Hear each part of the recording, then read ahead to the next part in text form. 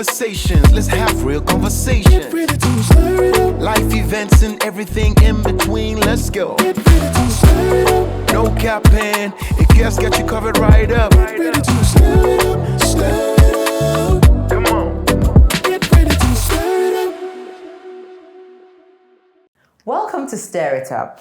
Today I have Sam and Stephen, and we're talking about once them being sons, and today they are fathers. And so it's a conversation around fatherhood.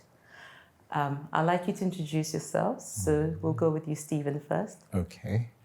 My name is Abel Stephen Waweru, Okay. and I'm a father of one boy. And what I do is I'm a production professional. I make radio and TV commercials for advertising agencies and other clients. Okay. Yeah, that's what I do. Great to have you here. Any Thank fun you. fact about yourself? I enjoy fatherhood. Okay. Yes. That's lovely to hear. Sam? So my name is Sam, or Samuel Karanja. Those are my government name. It's on the birth certificate, the passport, It is driver's everywhere. license. If you want to send me money, those are that's my name. I'm a PR profession. I've been in the game for about 20 or so years. But more importantly, I'm in a phase of life where I'm looking at my legacy, and one of it is fatherhood. The journey, it's a bit late in the day, but I guess we'll speak about it. Yeah. Thank you for coming. Yeah. Thank you. Thank you. So as usual, I'm always telling everybody about Stir It Up. Anybody who has 2 minutes to talk to me. So I caught Sam in the corridor and I said, Sam, I have this podcast and we're talking about people I could, get to feature on Stir It Up. And I said, but Sam, what would you like to talk about? He says, if there's one thing I'll talk about, it's fatherhood. And I loved that idea because a lot of people are not always keen to share their own personal experiences and their lived experiences, So thank you. So digging in, when you hear the word father, and I'll start with you, Sam, what comes to mind? Father, to me, is an epitome of manhood. Okay. When you bring along other people, you discover and I'm not talking manhood in the way people usually think of manhood. It's really, manhood is about leadership. It's about being a provider. It's about being a prophet, a priest. And when I think of fatherhood, it's where you have to do a couple of things which are very important to everyone, which is meet basic needs, both your own and also externally. And if you're able to love, if you're able to affirm, and if you're able to give an identity, I think that's where your fatherhood and manhood comes into play. And being a father has really shown me, we've never had a syllabus of being a father. No manual. I think the best of our syllabus was as we were growing up, and I know we'll be referring to our fathers, is be a man. And not even our fathers, even our mothers. Actually, when you think of Pacheki, it's actually even driven by our mothers too. And even our mothers will tell us more, be a man, than even our fathers. And therefore, for me, being in that space where I can do the three things, look at identity, my own identity, and also give an identity to someone is very, very key. That someone can say, whether it's my wife or my child, and say, I belong to this particular genealogy. For example, myself is Karanja. Seeing that name, I know with my wife, we were thinking of the hyphen. She eventually took it, but that identity, and then also affirming, the family, and loving and being reciprocal also with the love also. I think that's what I think fatherhood is all about when I hear the word father.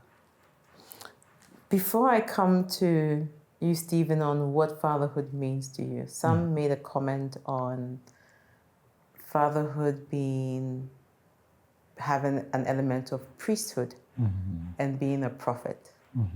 Does that resonate with you in any way? Absolutely, absolutely. Apart from providing, you are the one to guide your children, because your children come without, number one, a manual, as he said. So it's like an empty computer that you have to put an operating system, how they will operate, and then slowly put softwares that will help them in life. So being a prophet is like programming them to succeed, to become whatever you believe they should become. So I absolutely believe in... Is that almost like speaking life into them? Yes, speak life into them. Speak their success before they succeed. Yes. Yeah. Many years before they succeed, when they're crawling around, I'll tell them, you're going to be a great man, you're going to be a great father, you're going to be a great this and that. Yeah, so, yeah. Priest, you have to speak to them and tell them this is the way to go, these are the values to follow. Yeah. Then the second thing was, some talked about how women are also push patriarchy to a certain extent, right? Even more than men. Because it's our mothers who say, be a man, you know? What are your thoughts? Well, I believe from when we can understand what we're being told, maybe at the age of 3, men are told, hey, no crying, stop crying, men don't cry. People are against that, but I think it's a good thing, because they teach you to be stoic, to live without complaining, face hardships without complaining as a man. So I believe it's the women do it intentionally to just make sure that you're strong as a man, because one day you will have to protect someone, you will have to provide for people without complaining. Yeah. What's the downside to that stoicism that you talk about? Is there a downside? Is there a downside? That holding of that firm wall where it's like, I don't complain. Well, it can weigh down on you. But when you teach stoicism, do you teach them how to handle your own emotions, your own feelings, even as you stay strong? Okay. Yeah. So that's what should be done. It should not be taken away. I think it's important. And especially because we are Africans, that's how we've been taught. Yeah. So I guess you say something that's very valuable to me, because when you first said, that's how a man should be, the first thought I had was, that means you shouldn't feel anything, right? But more and more, I sense that a lot of men also feel almost like they don't have a voice sometimes, right? Yes. So when you say, also as you teach a man to be a man and to be, stoic, and to know that they have to protect, and you balance that out with, okay, how they learn how to also navigate their own emotions. And I guess there's maybe some fairness. I don't know what you think, Sam. I actually think of the other way around. Okay, tell us. Yes, you can be stoic, you can be resilient, but you can also cry as a man, because one of the things is, and I see young kids, boys are not able to express their feelings, but girls are very able to express. Because we don't teach our boys to express. Be a man is always the rephrase. But if you can teach someone to protect themselves by immersing themselves in the emotion and understanding, how am I feeling right now, and being able to express that, this is what I feel disappointed, I feel this. Our vocabulary for expressions is very little because it has been limited. But you can be stoic by understanding yourself and protecting yourself. Because if you're stoic, you don't protect yourself. You're just, I'm a pillar. And therefore, everyone should look at me as a pillar. But then inside, you're burning. But you should understand yourself. One of the things I try with my sons is actually to let them express, what are you feeling? I know you're angry, and at times we have issues, and I tell them, you go take some time and think of what is happening. What are you feeling, first of all? Yeah. So teaching them about the emotion as opposed to things like, just feeling, because you're just supposed to feel and repress it.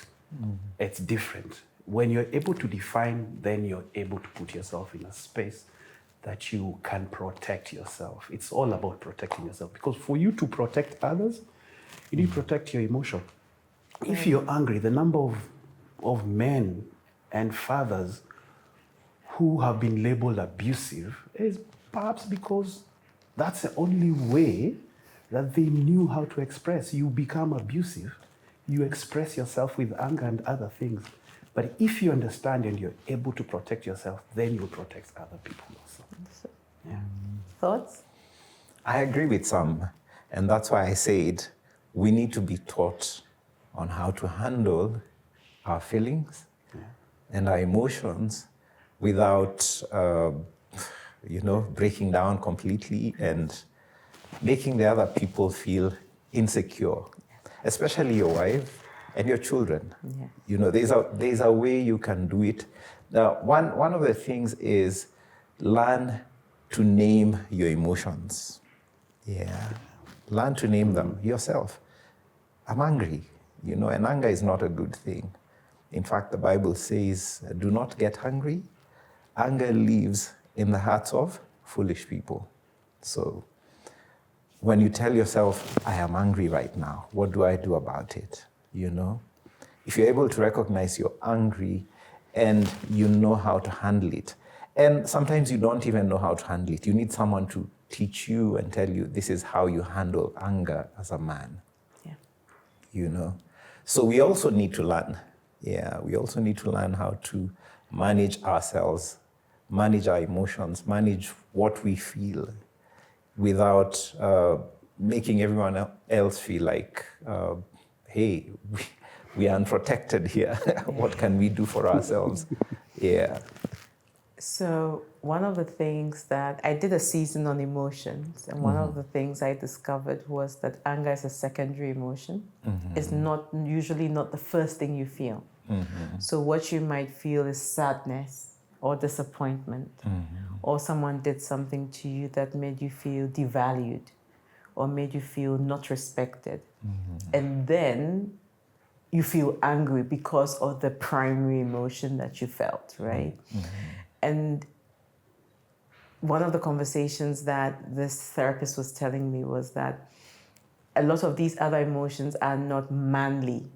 So for a lot of men, the go-to emotion is anger, because then it's a manly emotion and I'm allowed to be angry, but I'm not allowed to feel hurt. I'm not allowed to feel sad, So it's interesting as we talk about it, when you talked about naming an emotion, a lot of the time it's easy to say, I am angry, but sometimes the real emotion is that I feel that I'm not respected, or I feel undervalued, or I feel like I'm not seen, or I feel I'm not appreciated, And that then leads to something else. But that's just a comment in relation to what you said about naming what we're feeling as a way of then dealing with it as we go along.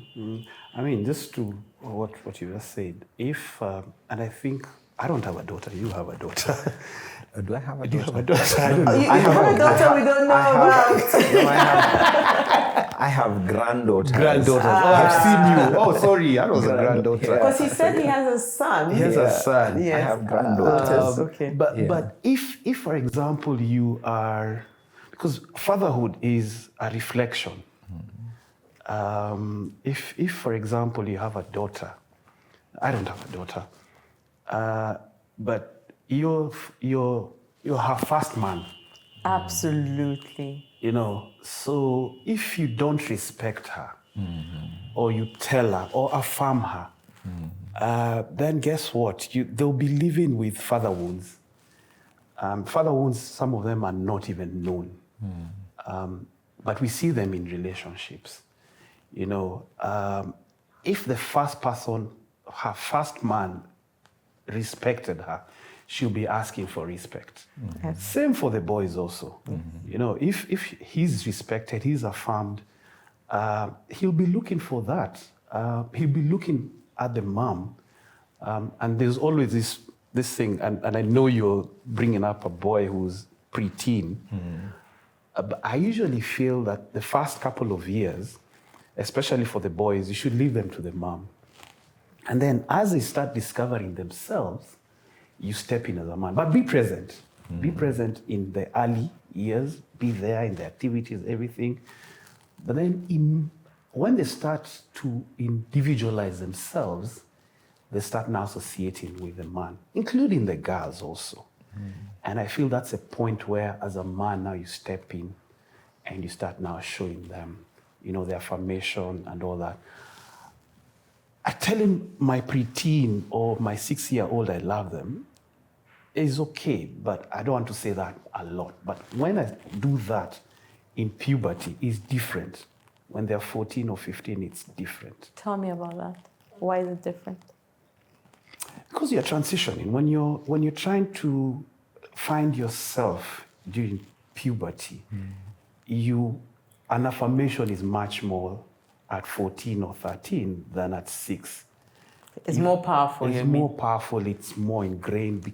Remember, also their brains also are growing also, and I find that to be the point where, as a father, you can play a huge role between that transition between puberty and adulthood, being there and transitioning to adulthood when you can be a counselor, you can be an advisor, you know, peer to peer. But then at this particular point, between 13 and perhaps 18, you're guiding, you're providing the guidance. You're not only provisioning, you're also protecting them. You're playing the role. I think fathers are critical at all stages, but they also need to understand what stages. You know, at times I see nowadays you're hugging your 6-year-old.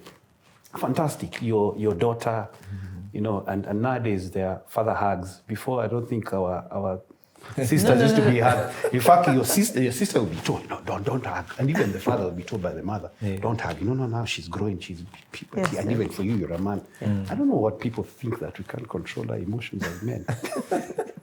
Of course you can. It's just your daughter. It's a daughter, but you know, that's a period where a father hug is important. It means a lot. It means a lot. I before I go into my next question around a bit of a Kenyan perspective, I think that the way your father sees you as a daughter is very important. This was at a time when I was caring for him in his old age, right? So every week I would have to go and shave him. And if I didn't go, and it would be a fight. It would be like, you didn't come, you know. But I take it as you can't disappoint your father, right? But I also remember the first time my father said, I love you to me.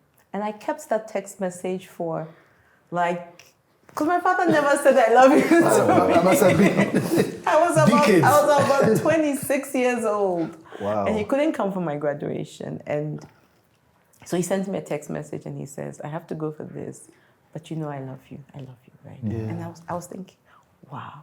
But I mentioned these things just to, you know, affirm the fact that the things our fathers say to us, we never forget. That's true. You know, whether they are affirmations, whether they are expressions of love, but also when they are wounds or things that are things to tear us down. Because I also remember the things that my father said to me that are not very pleasant, good, yes. right? And how they charge me on to be a different person or a stronger person, or, you know. Anyway. But to your point, that expresses why fatherhood is so important. Yes. I never realized those things until I walked that journey of thinking of my father. And also just learning that there are many categories. And I think I usually classify them, and not just myself. There is where you're unfathered. Yeah. For one reason or another, your father is not there. Either they're dead, or there was a separation, there was a divorce, you never got to experience them fully. Or you are misfathered, where you have a father, but they don't go in the direction. Then they could be present, misfathered. And then there's also another one, which I'll remember. So in the first instance, the father is not present. Misfathered, the father is present. There's also one which is passive. Okay, got it. Yeah, Got it. they're very there, passive. you're not there. involved. Yeah, yeah. Misfathered is actually abusive, everything got it. manipulative and all that. Right. But in the in-between is equally worse. Sure. The father is there, your father is there.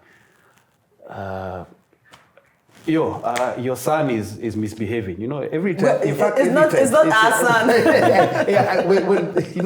Yes. And it's for even mothers say that. No, That's mothers true. will come and say your son has been chased away and all that, and you're passive and I never thought that was bad, until I realized, some people actually misbehave because they want the attention of that passive father. True. Yeah, so you start doing things. I've had many stories of, I used to do this so that my father gets my attention and all that. So that passive one is bad. Yeah. The extreme is equally bad. True. Because they're abusive, they're manipulative, the violent father also has father wounds. Yeah. And the thing is, to your point, that those things live with us. Father wounds shape so much. I've come to realize, I see it, I'm a business person. I see it, and I see this person who's brilliant, but then their business or the way they lead is different. I'll make a confession. Because I'm in this legacy journey, I go to funerals, especially of men, fathers, and listen to, people, the obituaries, especially the kids and the wife. And I'm usually when I see the wife is very stoic, I don't know, I feel maybe there was no connection, or how the kids, and at times I know the father in real life, and I hear another thing in their life. Let me just give an example. A very corrupt politician, he's been buried, but the daughters are singing praises, the way he was a wonderful father. And I ask myself, can you be a father at home and a terrible father outside? Because fatherhood is, we watch all those mafia movies, they're wonderful, they're loving at home, but they're shrewd, they're killers outside. But I think fatherhood is about everything.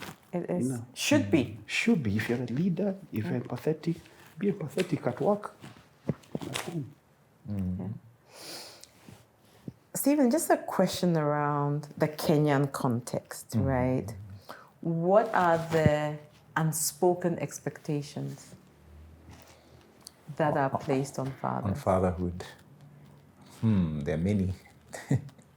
3. Of course, they expect you to provide everything, of course. That's number one. Okay, let me talk about fatherhood. This is what I believe fatherhood is. It's a purpose. You're born to be a father. Even if you don't father your own children, you're born to be a father. You can father other people. So with this responsibility of fatherhood, there's provision, there's protection, there's guidance. There are those other ones that Sam talked about, being a prophet and a priest. So in Kenya, they expect you to do all these things. Okay. Yeah, they expect you to do all these things. And sometimes it is very hard, especially like the time of COVID. The people who are in business and fathers, COVID comes, it hits, there is no income completely. And everyone is looking at you like, So, yeah. So providing is one of the biggest. protecting your family. It's not just your children, your wife, your children, your extended family, your mother, your father, your brothers. Yeah, so those are the things I think. Yeah. So now the pressure it puts on men today, how are men navigating that pressure? In your cultural context? Myself or others, just generally? Well, it could be yourself or it could be others, however you would want to share. Well, different people handle it differently. Yeah, there are people who feel like the pressure is too much. I will find something or a place to hide. Okay. And especially in Kenya, and I have seen it in different generations, a lot of men run into things like alcohol, you know. When I go and drink, you know, you come from work, you go meet your buddies, go drink until you're Out of it. Yeah, and come home at 1 a.m. and start demanding for food, things like those. Those are just mechanisms to try and protect yourself as a man. And there are many other things like drugs, other women, you know. But that's on the negative side, But there are men who choose, okay, there are all these pressures. I have to be a man, I have to be a husband, I have to be a father. Make the people around you, your children and your wife, your community, and you handle those pressures together. There are men who choose to make their wives their best friend and share with her and ask her, hey, so it's difficult for me. What do you think I should do? Yeah. And I think that's the best place to be. Are women placed to receive that kind of vulnerability? I believe they are. They are because, number one, they're supposed to be your helper, right? But I know what you're talking about. I'm not talking about anything. I just asked a question. Because most of the times they'll be like, you're the man, so go figure it out. Yeah. But there's that place where you're supposed to help me, as a woman, as my partner, you know.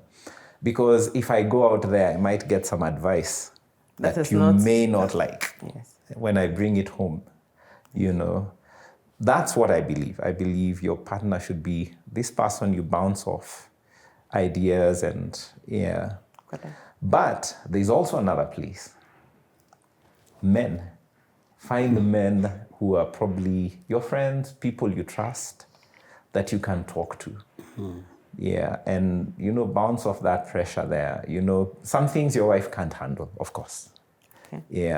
So finding a man or two who you trust, you can sit with and, you know, be vulnerable and talk to and tell them, this is where I am. Do men give good advice to each other? Before I say that, there's something that you mentioned about wives, whether our wives or, you know, but it's the whole thing about fatherhood, because also they grew seeing provisioning from their fathers. So when you get that, but you're the man, it's perpetuates itself, and that's why you see, as a father, you also need to teach your daughter, you know, that she can be independent. I was brought up by two very independent women. So for me, my expectation of a woman is different. To a friend of mine, and going back to your point, it depends on how you're brought up also. That you as a man, so if you go tell your friends that, you know, I need to speak to my wife to help here and there, depending on how they grew up and depending on how your wife also saw, the understanding of provisioning is usually just needs, financial needs, economic needs. That's it. But provisioning is much more It's than much that. more than that, yeah. Yeah, it's vision. What's a vision? And I think of this work as there should be a JD, and I think we've been talking about the JD, provisioning, protecting, priests. But provisioning is misunderstood. We are the ATMs. We're not the ATMs. No. We provide. See, yeah, you get it. I do. We're not. I mean, I do. vision. What do we need to do? Investment. Yeah, where should we invest? Do you have a partner who you can speak about investment? Where can I put my money? Where can you put your money? I've seen, and I'll say this with all respect, wonderful ladies who brought me up, but women usually hide Yes. theirs, and you are the one who speaks about them. I've put my money So here. what's yours is ours, but what's mine is mine. Exactly. But that's investment, which is part of provisioning. Now, in these modern economic times, you can't just do it alone. Yes, you can. And even if your wife or your partner has only a third of what you have, even that third is helpful. True. And I see this because I'm in groups where we invest, and there's one where we are 8 men and 2 women. And they bring a different perspective. Totally. So we go as men, to your point, we agree. It's rational, it's very logical. Let's put money here because this will grow. Money market fund is happening. And the 2 ladies will sit and look at us and say, no, have you thought of this? Then you start thinking. So the first thing is, okay, the masculine men will say, no. But this is illogical. But then they double click and we continue. So imagine having the same in your house where you're discussing the investment, and there could be a silly investment that one of you is putting their money into. Yeah. It's very easy. How many times do couples wake up and you see an auctioneer? Something that your wife or your husband has done. Did you even discuss? And needs are not just economic needs. There are also other needs also. I mean, I'm with my boys. This morning I was telling one of the older ones, you don't need to look at Instagram in the morning. Yeah. But that's the morning devotion. Before you have my daily bread to kind of kick off your day. TikTok. But now it's the phone. So now, because a modern father understands dopamine and cortisol and all those things, I tell them, you need, and I told him, I need to protect you. Now, what I'm going to tell you is, when you go to your phone very early in the morning, you'll be so tired. Look at you. You slept ahead of me yesterday night. But you look tired. But you look so tired. You've been around, you're on a break. Why? Because your level is going down. Those are needs. So modern fathers are, as opposed to be the man, those are things. So provisioning is not just economic. It's much more. True. That's true. Thank you for that. Yeah.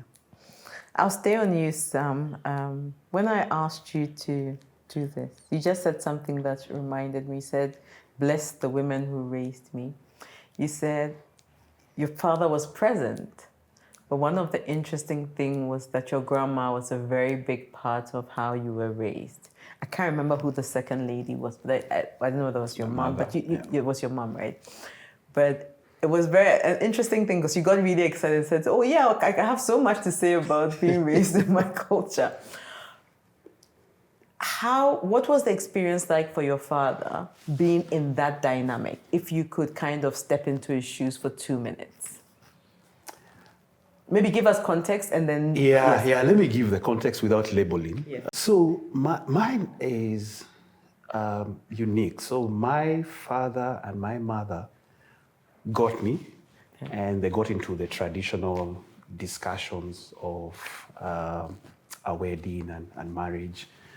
But my mother was an only kid, and her mother was a very strong woman who believed in education. Now, my mom, brilliant. Today, she's a PhD and all. Alliance, and I know people will laugh about this alliance and all this thing. And she had done very well for herself, then she got me. And therefore, there was now talk of marriage. And then during that discussion, I think there was a discussion where, can you allow her to go, because she's gotten a scholarship in the US, can you allow her to go for this scholarship and learn. And my understanding is my paternal grandfather said, no, a woman should sit at home and raise kids.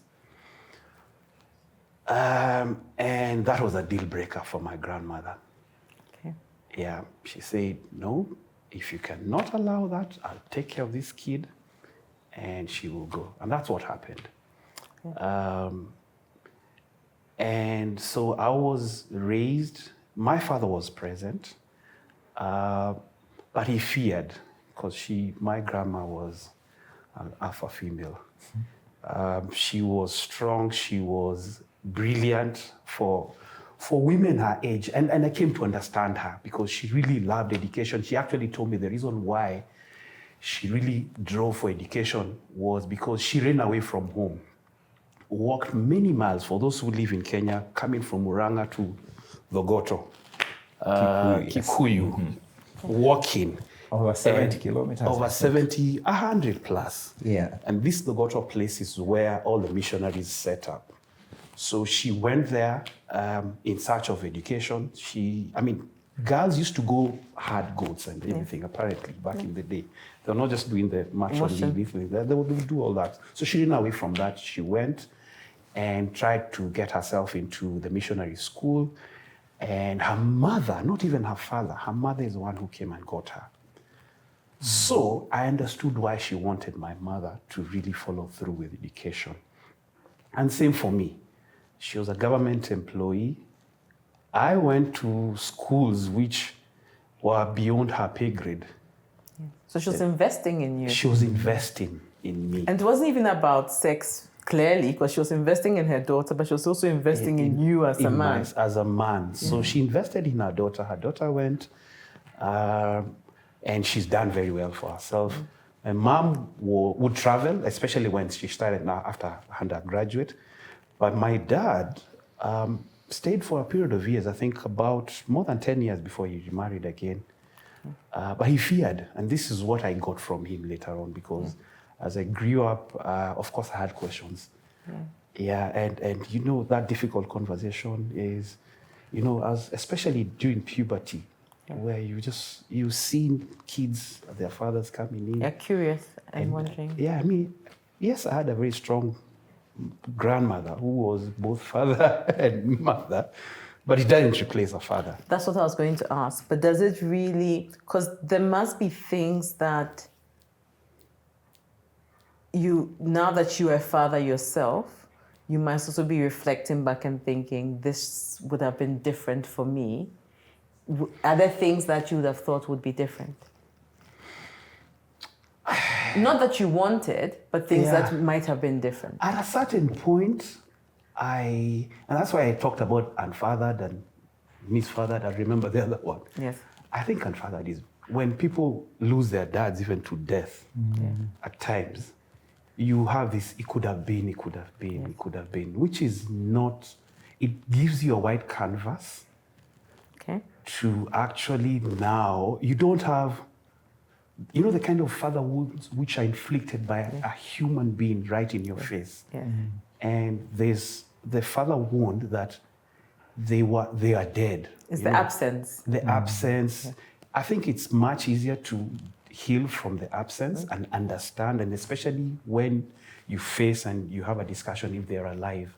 My father is dead now, but at least we had started a discussion. I wish I had spoken more and asked him about his dad and the fatherhood and all that, but I'm in a journey to understand that with especially my step siblings. I spent a lot of time with my late stepmom, just understanding him. But one thing I picked, his dad was the stoic man. You're my firstborn, so you should behave this way. So that reflected, I think when I think about it, maybe he would have done the same for me, because I could pick a couple of those things that he would say, even in those brief meetings, you know, as a man, you need to do this. So it allowed me to have that white canvas and shape my journey. But also look at the women also. They stepped in. A lot of times, you talk about women stepping in, and at times it's economic. when you hear many people saying, they say, oh, but mom, dad was not there, he's dead, but she made us go through school. But there are needs. In my case, I think they did a lot, especially my grandmother and my mother. And I also reflect about their fatherhood. Yeah. Actually, the other day I was thinking about their fatherhood. They also had a white canvas to shape and how they wanted me. So I was in that space where I'm able to shape. Understood. Very clear. Yeah. Stephen, I have something for you. Because as Sam was talking, he was talking about, and I don't know where you're from, so I can ask this question freely. Yeah, sure. No problem. So we went out, I now know how to pronounce the name Dongo. Oh. I used to say Indungu, but it's Dongo, right? Dongo. Did I get that correct? Actually, my dad was called Dongo. Okay. Dongo. So- Yeah, you're correct. Yeah.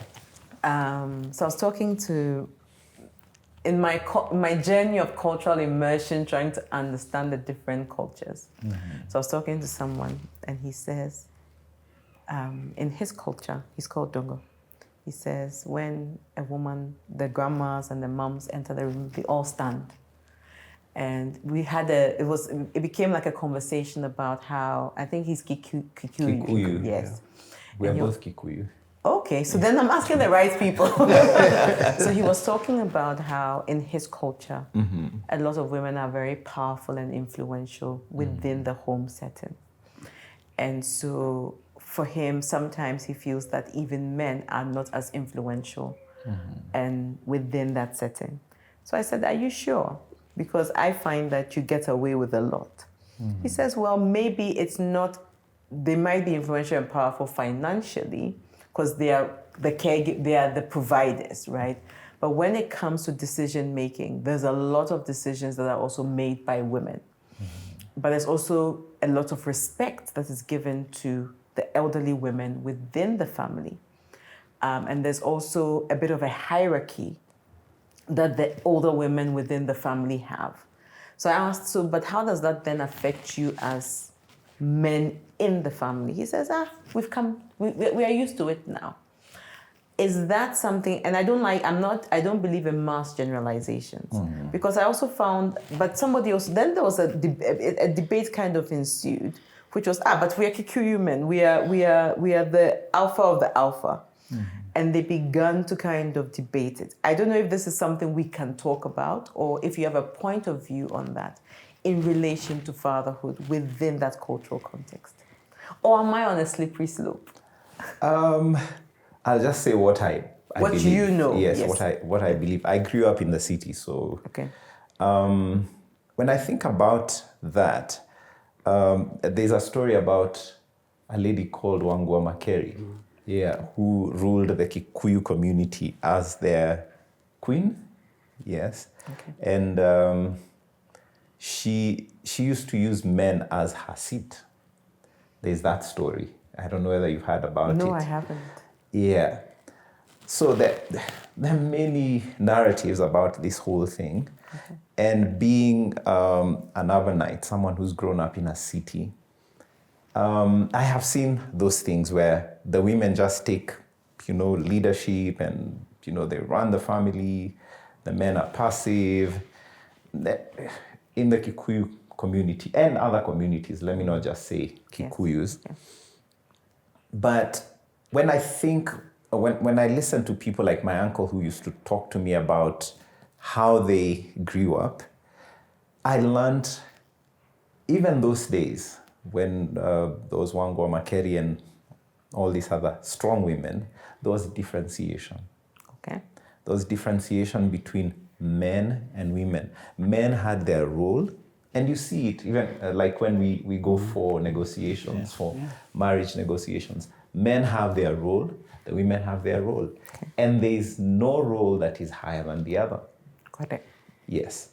So I think there are just stories around that make people feel like the men are more important than women, or women are more important than men in the African culture, but that was not there.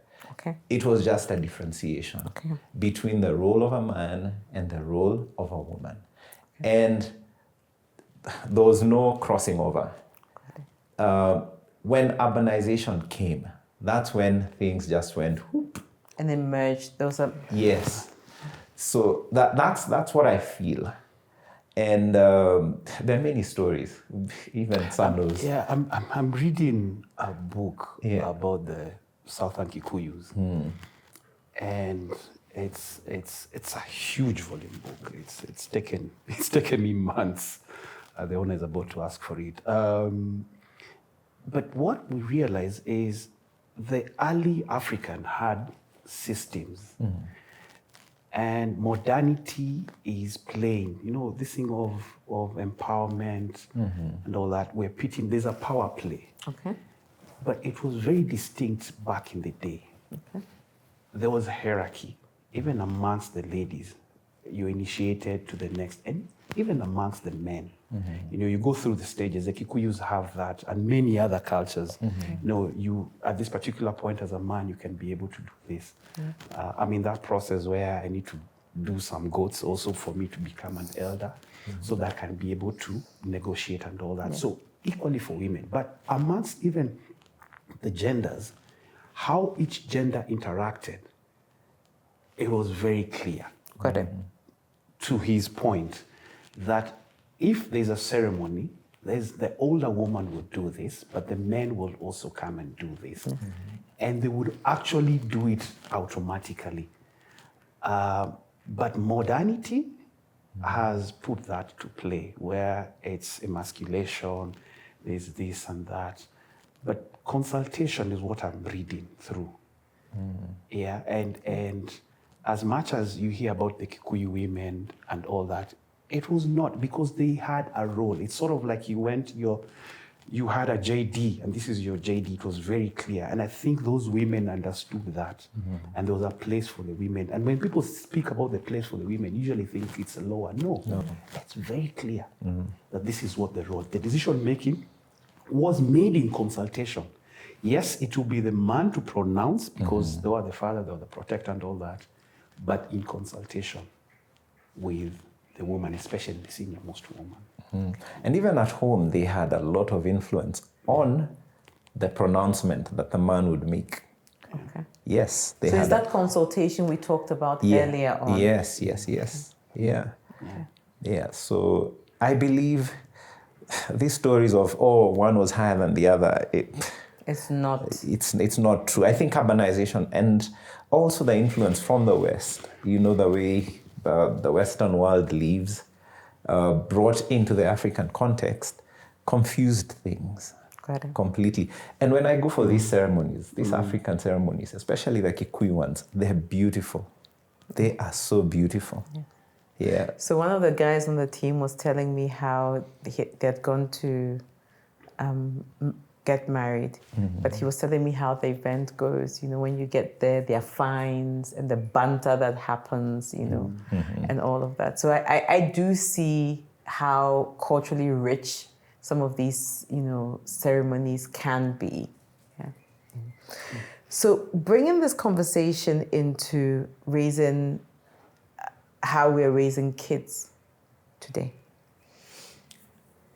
One of the observations that I have made is there are a lot of, in the few, and I don't know what the stats say, but in the few women that I have engaged with, there are a lot of single women today in the women I've engaged with, even at work and socially.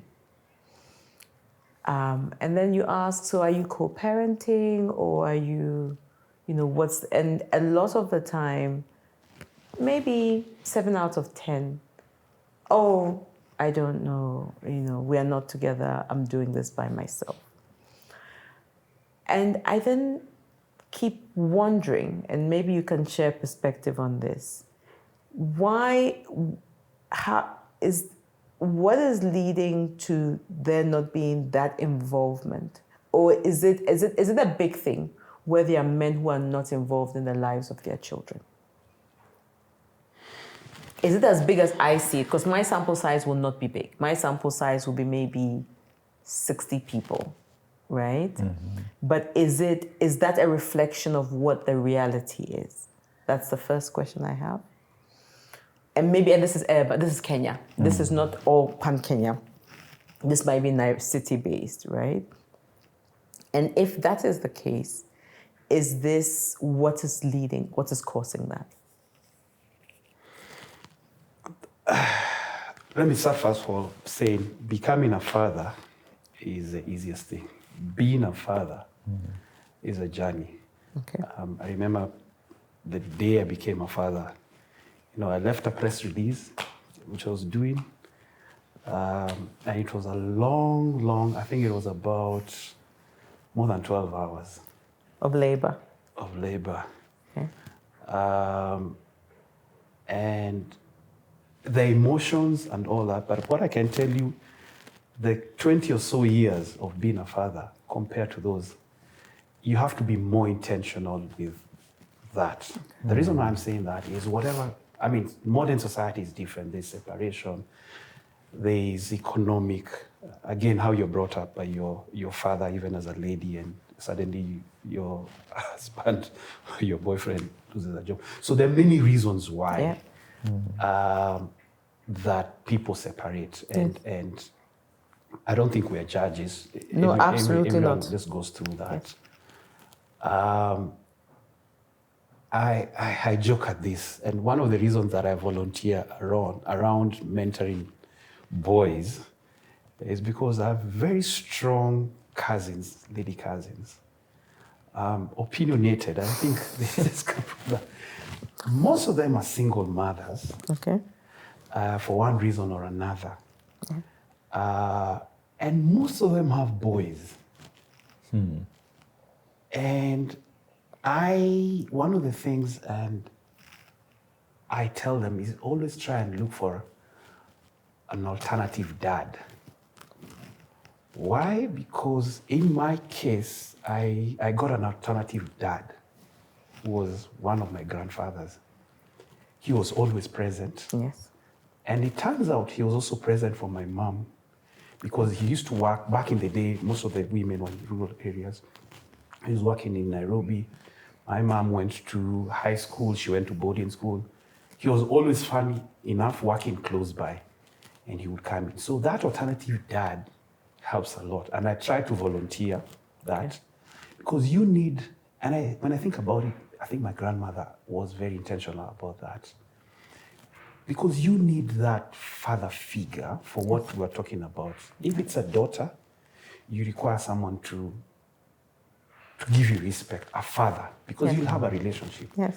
I know nowadays people have in between genders and all that, but even in those ones, you require affirmation, Yes. you need Yes. love, Yes. and you need, your needs need to be met also. So, to your question, there's evolution, but human beings are not trends. True. Yeah, when you're talking earlier about the customs, African customs and all that, it's only that the needs are much more, but they're still economic needs. And I think as fathers now, we need to do much more. There's technology, there's other things that you need to. So to your question, I think the evolution is happening, but father figures are important. For the ladies who are single, and I say this, never ostracize the father of your child. Okay. Yeah, especially in blended families now, where you have an alternative father even coming in. But that girl, that boy would want to have a relationship. Just because your relationship was not the best, you had a separation, and you had your own grief, that's your relationship. That's not the relationship between the father and the child. Based on what you've just said, so that lack of presence from the father, does that mean it's coming from them being ostracized by the mothers? I mean, it's just trying to understand, and I know it's not a one size fits all, right? Because there will be situations where it's a father saying, "I'm not interested and I've moved on," or "I can't afford this," or "I found somebody else and I'm just not interested." And there might be situations where women have become financially independent, and so they've taken a posture where whether you're here or not, it's neither here nor there. I can do it by myself, not realizing what the reality is. Because sometimes we can be ignorant, right? Because I can afford it, suddenly I don't necessarily place a certain value on you as a partner in raising the children. But not realizing that raising kids is not just about being able to put a roof over their head and paying school fees and so on. They're all the softer things that we've talked about. So I think there's need for curriculum development for both the parents to understand. Male and female. Male and female to understand.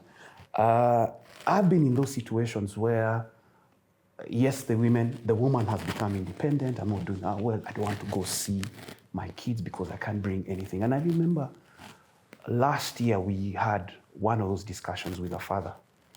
And he said, I only pay for my school fees. I'm always for. She's calling me, and I'm earning very little. She's earning so much. And we said, one of the friends said, do you remember the last time we went to see those kids? They're 3 boys, and you carried shopping worth X amount. It was very little shopping. Those kids were very happy. yes. And he was going to the in-laws, and the parents of the girl welcomed him as a father. And therefore, he asked him, are you waiting to get your next big break so you can go see the kids? Yeah. Do the kids know that you actually pay for the school fees with your little money as a taxi driver or whoever it is? Yeah. What they need is just economic needs. And that's why we're provisioned, I think. And the woman just thinks perhaps the kid only require the school fees because she's been brought up in that. As I said, the curriculum, and culturally, we actually had the curriculum. The roles were very set that there is need for that kid. So, for example, you're independent. You need to bring the father. Yes, you may have an alternative father now, or you don't have, or you have someone else. But that relationship, what's the need for your daughter or your son? Can you find space for the father? Can the father also understand it's not about the economic needs for me to be present? It's not the amount of money that I have to be present for my kids. What happens? I asked him, what happened in future of your 3 boys if one of them came over and said, Father, where were you? I was looking for money. And that happens even for the... Or I was looking for someone to talk to. Yeah. There are very many rich families where the father is never present. There are politicians always doing things, but they're never present. They're very nice. So you have a genealogy, you have a name, but that father has never been present for you. Yeah. So is there a curriculum for you to be present? Can a father say that I'll stop my political life and raise these kids the way mothers do? Stephen, I love what Sam is saying about this curriculum. What does this curriculum look like? What are the phases of providing some sort of guidance and support to families, to fathers? Yeah, for me, let me talk about fathers. I don't know about mothers. I think fathers need to be taught that being a father is being intentional. And it's not about the quantity of resources that you pour into a child. Especially things like time. Sometimes it's money. It's about the quality. You may be busy. You may be leaving the office at 9 p.m. at night every night because it's necessary. You're probably an accountant. And you need to do that to be able to provide for these children. But do you have an intentional time and space that you spend quality time with these children so that they know, on Sunday or on Saturday, I spend time with my dad and we do A, B, C, D. And sometimes he has all these old stories that he tells me that are very funny about when he was growing up. And children appreciate those little things. It's not about quantity, it's about quality. I think men need to be taught about that. The other one is what I talked about earlier. There's been a lot of mix-up on the roles of dads Your moms. and moms. I believe moms can do what dads can do. Hear me out. Okay. And I'm talking about your grandmother and your mom. They did their best, but your grandfather was there. But there are people who do not have the privilege of having a man like that, who walked in and said, okay, I'll do this. And they have raised children, and the children have, become good members of the society.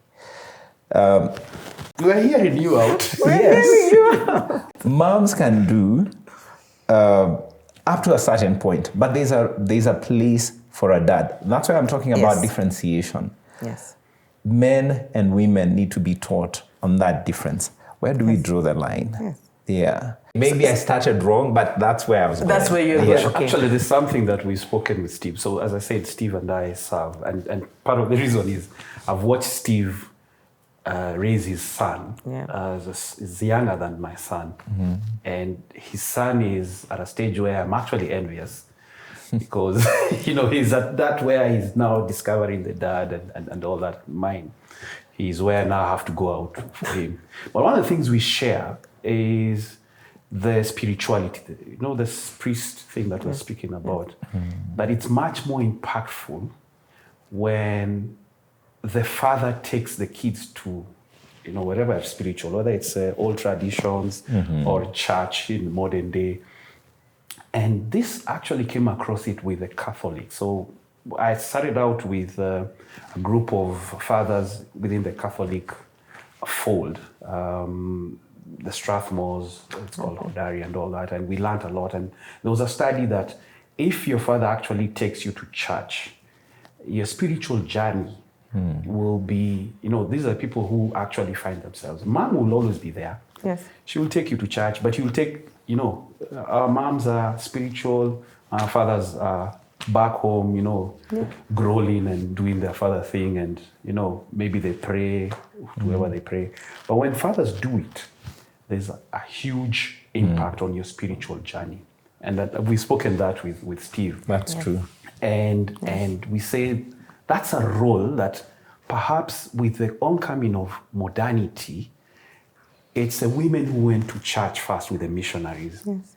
Yeah, and therefore we expected that the mothers are the ones who take you to church.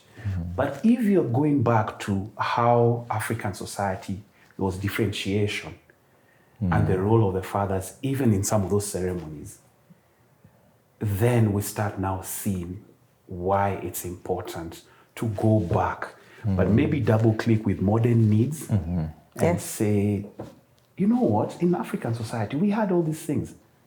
We are going back Western, and we think that it has come, but we already had these things. As a student of history, I'm realizing that we were structured. There's a reason why Africa was actually the cradle of manhood, whatever they say. Mankind, yes. Civilization. Mankind, sorry. Today we were just talking about fathers. Yeah, mankind. Yeah. I just circling back to the comment you made, where you started from. Yeah. And it's fine. That's not where I was going. And that's not where you were going. You're not being let off. And also coming to what you were saying, time is a huge investment in children. And it's a bank that you need to invest in. Yes. But it's also the quality of the time that you put in, like you said. And often I find that men are caught between, I need to provide, and so I need to go out there and find money. I often see it a bit more as an excuse than a valid reason not to actually engage with your children. Because when I think about the quality of time you spend with your children, it doesn't have to be hours and hours and hours, but it's even the consistent routines you have with your children. It's knowing that I will drop my children at school every morning, but in that 30-minute ride with my children going to school, we will have an actual conversation about something that matters to my child. Your child will remember it for the rest of their life. That's true. Or I have one meal a day with my child. Or I come home every day to do homework with my child. It's just routines. But very often you will hear a parent say, I need to pay school fees, I need to do, and don't get me wrong, those things are very important. I mean, as a mom, and I work long hours, I know what that means, right? Especially when you are your own backup plan. Me, my only backup plan is God, right? That's true. So being my own backup plan and God being my backup plan of my backup plan of my backup plan, I know that there's such a load on me. But you do need to be very intentional about every evening, am I spending half an hour talking to the girls, understanding what's going on with them, no matter how sleepy you are. Because at the end of the day, that's what they remember. That's true. Because in my children's mind, they did not ask to be born. So it's my responsibility to pay school fees whether I like it or not. They actually see a lot of things as my responsibility, you know. But I also feel like as parents, there's so many things that I can do for my children. But there's also a world that their father is responsible for, right? And I cannot replace that at all. I could try, you know, but, you know, the father wounds you're talking about, they're also mother wounds. Nasty ones. Nasty ones, but just the presence. Your father is your first love. He teaches you what you should expect in a man as a girl. He teaches you how you want to be treated, all of those things, right? So as you grow up, if you don't have that right dynamic, the right chemistry with your father, then you come up with all the dysfunction. So some of us can be very intelligent and very smart and very beautiful, but we'll be walking around with all sorts of insecurities that we mask, you know. So that's why I vehemently responded to you and said, And I agree with you because I grew up with a father who was always there, but he never said much, you know, at home. But just his presence, him being there, was everything to us, you know. You know, I remember when he would come late, maybe he's gone somewhere, he's met some people, we would start getting anxious around 8. Where's dad? Where's dad? Where's dad? Yes. And that is common with all children, Yes. I believe. My dad never said much. My mom, you know, ran the house like, you know, the way moms run houses. Yeah. He would come and relax. And most dads do that. Most dads do that. They just want to come home and relax and see, sawa, have you eaten? Sawa, okay. Let me get into my newspaper those days. Yeah, because here we did not have TVs. Yes. Nowadays it's the television or your phone. Yes, the phone. Yeah, the phone now. Yeah. So that presence, it's just the presence is very important. Yeah. So as we wind this down, Sam, I like what you've said about curriculum.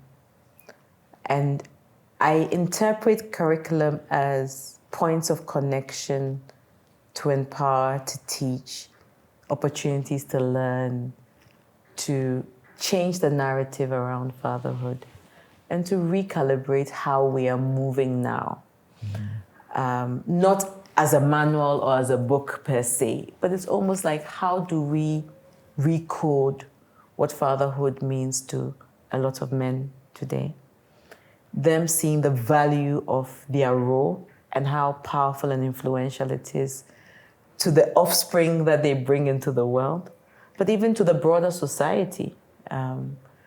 Because, you know, fatherhood is about leadership. It's about purpose. One of you talked about purpose. It's, I mean, you set the direction and the tone of a family, but also for your children, ultimately, because you're a big example. What are the ways that we can begin to shift how men are seeing themselves? Because I think it starts with how I see myself and my role. Because a part of me thinks that the role of a man has been watered down, you know, where how are we seeing manhood today? And how can we see it differently? How can a man see manhood differently? And what are the points of that curriculum that we can start to build? This is the load I've put on you, eh? I have, that's another session. I know, but just thoughts, because there needs to be some... Very quickly, Yeah. I think before even we need to introspect Yes. ourselves. Yes. And I can speak about men and fathers, Yes. being fathers, not just becoming a father. Yes. A lot of it is look at your journey and your father's journey. Okay. And reconciliate with that first. If there's need to forgive, but start with that. Before you record, before you wipe off the system, look at that and understand that journey. What are the mistakes? What are the good things? Take the good things, take the lessons, find out more, because our fathers never spoke a lot. But I think now, because we want to be intentional fathers, we need to start from that. The other one is what I've just said, intentional. For you to be intentional, there is, now I'm becoming a teacher in the future, a rubric, something that you can measure. Yeah? Is for modernity, maybe understand the KPIs or the JD, whatever you call it, or father. The goal. Yeah. So what is it that requires for you to be intentional? You're not just groping in the dark. And this is not just for the fathers, may I say, even for the mothers who are raising kids, because they need to start understanding that, because they're raising boys, they're raising girls, and the role of the father. So as they record, it's not just we, but we also need to drive that. Going back to even understanding our feelings, we are not communicating what our fathers are all about. Yeah, in the old society, there was that hierarchy. Yeah, and you're told what you need to do. We don't have that with urban. So having introspected the journey, and now these are the things you need to do. You need to provide. Providing is not just money. Yeah, you need to be present. Presence, yes. Can you be passive? Maybe when they're younger, at times, you can be there, because me and him, we in a space where in church, we just our presence. Kids are brought in, they make so much noise. And Steve here, who's very calm, he even does Sunday school. I can't do Sunday school. Just approaches, and the Are kid you sure you comes can't down. do Sunday school? You're so calm as You well. can, Sam. But kids have a way. Kids have a way. But just the presence of the father. But now you have to speak to it. I think our fathers were present. It was more scary, yeah? That little They were chair. scary. That little chair. Nowadays, my little chair, my comfy chair, I find the kids seated there. You would not with their dare. legs up. You know. When you The were legs. younger, sitting in your I father's couldn't chair. dare. Yes. Yeah. But now I'm reconciling that seat is for everyone, because these guys are watching. They're there, they're watching mindless TV for the longest time. They've got a news. So this thing of even telling the mother, you shouldn't be telling that. So we need to, first of all, just understand what is the role. What are these things? Provisioning. What is provisioning? It's not just money. Being present. I have a job that, takes me 12 hours and all. I need to be present. Yeah. What does presence mean? It's not just our fathers used to be present, but being there and speaking. At a certain stage, I still repeat that at a younger stage, you need to be present, as a father and the authority. But then as you go to puberty, you need to engage and be, very, very intentional.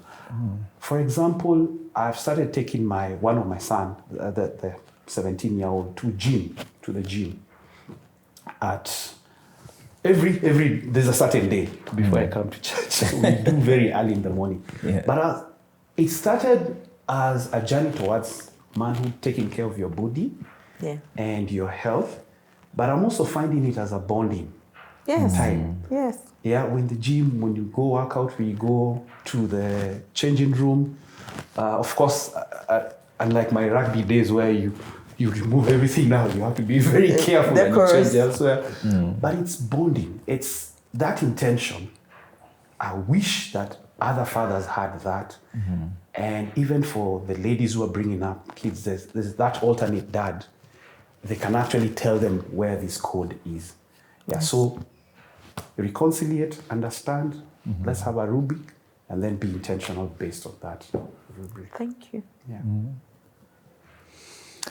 Well, I'll speak about two things. You asked a question earlier. Why are there too many single women in Kenya? I don't think it's just Kenya. Around the world. I brought it in. I agree with you. It's around the world. I find that, just so that you have a bit of context, I think that it's present even in my country, but maybe not as prevalent in my country. Yes, that's true. Yes. And also, I find that a lot of people in my country will stay together even when it's not working. Unlike here. Here, I find that when it's not working, at the first sight of it, it's like, okay, I'm not doing this anymore. That's the sense I've gotten. I might be wrong. Yeah. So there are many reasons why that is happening in Kenya. And one of the reasons I would blame it on is the influence of the rest of the world, especially the West. You know, we've allowed it into our homes, especially through the TVs and now through the internet, your phones and all those things. But there are other things, like when you go to areas where, people don't have much, like in the slum areas, it's worse. Okay. It's worse because I had a story of how girls there, at the age of 16, if you haven't gotten a child... It's the same in my country. Yeah, they will call you... They label you. Yes, they label you. Yes. And so... You could even be insulted because you don't have a child. You don't have a young, 15 years, 16 years. Yes. There's so many things like... So there are many dynamics that play into this. And of course, the culture that we have adopted from elsewhere, instead of our own culture, where there were, we were told, boys, these are the rules. You don't do this. Boys and girls interact, sour, but this doesn't happen. If it happens, you will pay for it. Yes. Yes. And I remember a story from my uncle about my grandfather, like my maternal grandfather. He made pregnant a girl when he was young, when he was at the age of getting married, and she died during childbirth. Oh dear. So what he had to do is pay the whole bride price for her after she died. Yes. And then he had to wait probably another 15 years to get married for him to amass enough livestock to be able to get married.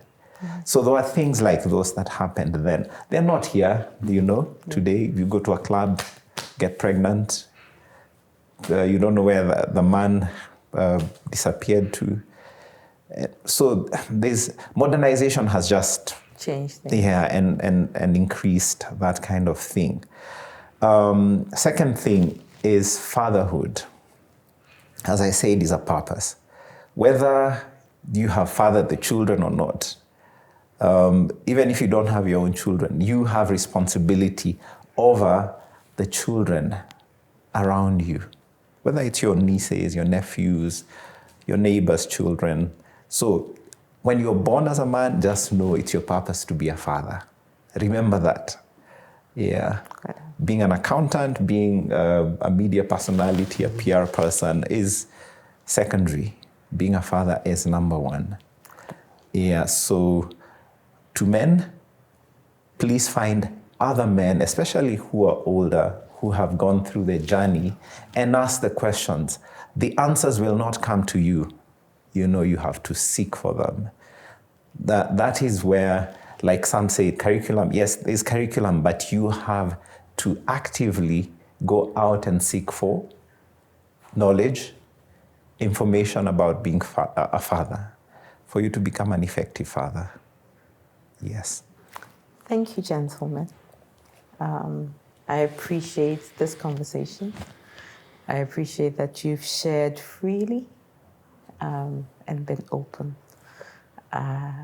And I hope that other men out there will see that there's no shame in being open about these conversations and learn a thing or two.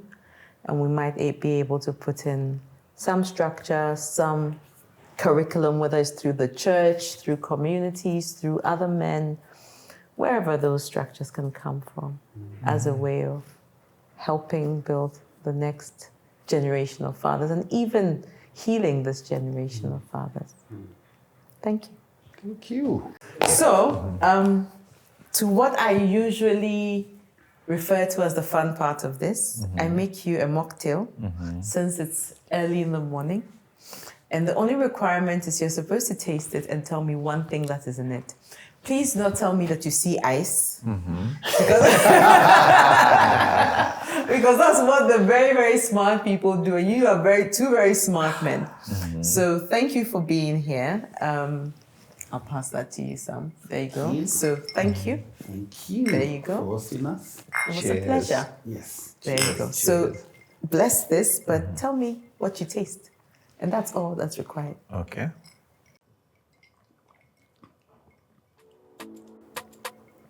Oh, you suffer. Cranberry? Yes! Okay. It's a wrap. Thank you, Sam. There's other things, but the most difficult one was the cranberry, so you got that. Thank you so much. I appreciate it. No. That's good. Oh, hey.